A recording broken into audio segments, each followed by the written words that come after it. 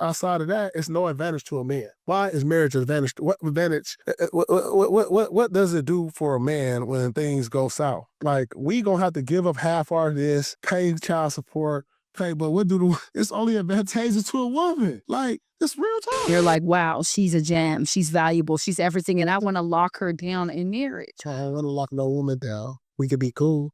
You know what I'm saying? Like, because I feel like every relationship shouldn't be based off, but every relationship is based off of that. That's I what. don't think so. 100%. You can't tell me nothing different. This is what I feel, and that's why I'll never be in another relationship. You said it's based off of that. Yeah. No, maybe it's based off of that for the man, maybe for him. For a woman, it's not based off of that. For a woman, it's based off of way more than that. Resources, namely. So he's wrong already, just halfway wrong. So you're not going to be in another relationship? Hell no, for what? Because it's going to be based off of once that wear down, you're going to go find somebody else that's better. I hate to pause this again, but again, that's on the what? That's backwards. That's maybe for the man, but for the woman, the woman's not after him for his sex. I highly doubt that. The woman's after him for his money. He's a former NBA player. Yeah, I mean, that's one thing that I was also going to mention. You got to think about his perspective, guys. So he's someone who makes a lot of money. So the type of women that he's going to be dealing with are going to be on a different scale. So he's dealing with not only like probably the most attractive, but he's dealing with women who probably are going to tend to be gold diggers. And his experience is going to be a lot different than the average guy and what the average guy has to go through. The best way I could kind of put this is like, let's say a woman is a stripper. She's seen the worst degree of men because she's been a stripper where no disrespect to her, but she's objectified her body and she's with guys who want to objectify her body. So she's seen the worst guy, married guy, cheaters. She's seen everybody. She's seen low lives. She's seen the worst that men have to offer. For him, someone who's a celebrity, who's been at the top of his game and has made more money than a lot of people have ever seen in their entire life, he's met the worst degree of women. So for him, he's seen women's worst nature. So I mean, for him, like, I don't blame him for the way that he feels about it. No, I agree with you 100%. And you're right. What you just said is correct. But it's not matching what he's saying. Because what you're saying is what? They're after him for his money. Yeah. He's saying that they're after him for what? Sex. No, I was talking about just his general point of view. Yeah, skew, because the women are after him for his money. Yeah, I mean, that's why I said, okay, I think the kind of girls that he's dealing with, deal with other ballers, right? They deal with other people, other ballers. So at that point, they're dealing with guys who every guy they deal with probably makes a lot of money. So at that point, what he's probably saying is that like the only difference between the girl that he's with currently right now choosing a different guy is going to be the sex. That's the only difference. And I mean, that's what I interpret what he's saying. That's the only difference. She's dealing with all the guys that she's dealing with has money. So at this point, she's like, all right, well, I like his sex over that other person. That's from his point of view. I'm not saying it's true. I've never been his point of view, so I don't know. Let me tell you what marriage is all about. Let me tell you what marriage is and who's marriage for. Marriage is for old people and poor people. You know how I knew he was about to say a bar? He did that little, Ain't no bar, fool. This man got sunglasses on inside. Okay, let's get into that. Why? Because when you broke, our parents, like my moms and all them, they married on a merit of like, okay, we're going to put our incomes together, have all these kids, and then when our kids, 5, 10 kids back in the 60s, all them, they're going to have 5, 10 kids so they can work and bring income. Yeah. So you poor. So you married for that. And now when you get old, somebody that to be by your side to take care of you. Right now, my mom got married. My mom never been married in my lifetime. She got married when she was 70. Wow.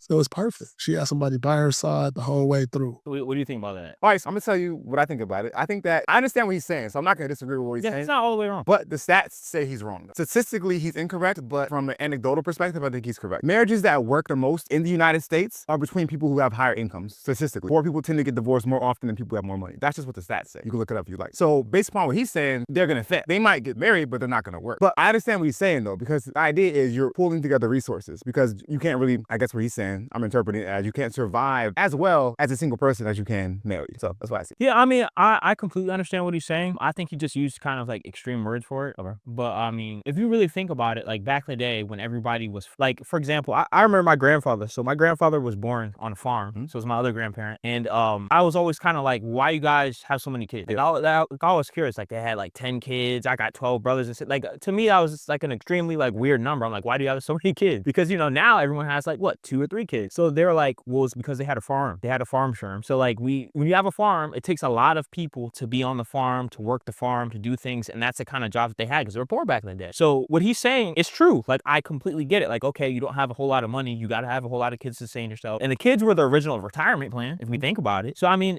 what he's saying makes complete and utter sense. How current is it today? I don't know. And I think that's a really interesting thing because what you said about the stats, I mean, obviously, the stats are the stats, but I am curious to know about the age range strange because when people say like, okay, a lot of people who have money get married and their marriages stay long. But I'm like, okay, well, what generation is that? Is that the new money that's coming in? Or is that's probably gonna tend to be older people. You know what I'm saying? So that's why I'm curious to see that, like, well, is he really wrong? If maybe the newer people who are getting married, which in I think his demographics, what, Generation X or Probably Gen X. Gen X or something like that, are they the ones that are staying married together that have the money? Or is it the boomers? I think he's talking about from a Generation X point of view. Like, he's talking about probably people in his demographic versus his parents is what I'm catching. He's saying like his parents did it, boomers, whatever. Now Generation X, there's no point, is what I'm kind of taking from his point of view. Well, so here's the thing. There's two parts of it. The kids part of it, you don't have to be married to have a lot of kids, and we know that. Inner cities, a lot of people aren't married. They're just having a bunch of babies. Yeah. So the whole idea about having a bunch of kids for a farm, I get it. And they got married because that's what they did then. Nowadays, having a bunch of kids, you don't have to be married for that. People that do get married nowadays tend to have more money. And they tend to be Asian, they tend to be religious, and they tend to be, there's various ages, but that's the commonalities. It doesn't tend to be black people. It doesn't tend to, I don't know about white folks, to be honest, but a lot of Asians. It's not gonna be a lot of white people, yeah. I don't know. The higher income white people, yes. Like in the suburbs and stuff, they still get married at a higher rate. And if they get divorced, they get married again. For what reason? I don't know. But I was mainly talking about the kids. That's what I was talking about. Like what? Millennials and having a bunch of kids. It's normal. It's not marriage, not kids. Okay. I thought you were talking about my bad. I thought you were talking about having kids. I was like, yeah, that's normally not like. No, marriage.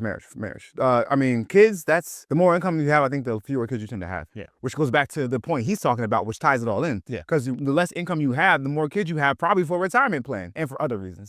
We believe that, like, that's what, like, outside of that, it's no advantage to a man. Why is marriage an advantage? What advantage? What does it do for a man when things go south? Like, we gonna have to give up half our this, pay child support, but it's only advantageous to a woman. Like, it's real talk. But what if you meet a woman?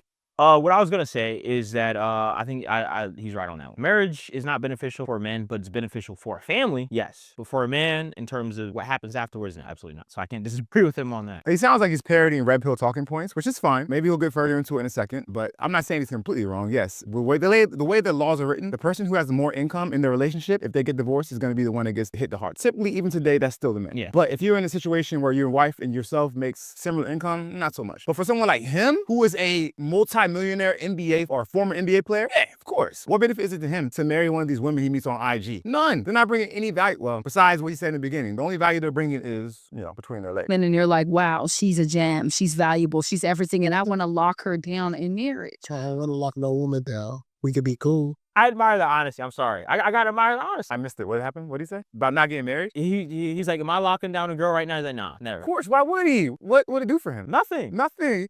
He's not broke. He's not poor, okay? That's why I admire him for being real, because there's a lot of guys that are in his spot that feel the exact same way. They just aren't willing to say it. NBA players? Yeah. In this environment? Come on. Yes. Who? Who do you know? What other NBA player do you know that's saying that? No, it's not that they're not saying it. They're not on podcast talking about it. For some reason, Paul Pierce is trying to be a podcaster now with his shades on inside in a dark room. But anyways, continue. I mean, bro, he's retired. So he has shades on in his face in a dark room because he's retired? I mean, I don't know. He got money. You do not want to be in a relationship ever again. I don't think it's realistic long term until I turn 70. I am done.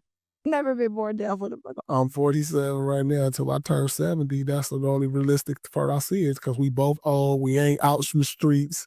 We at home watching TV. You gonna take me to the hospital. I'm gonna take you to the hospital.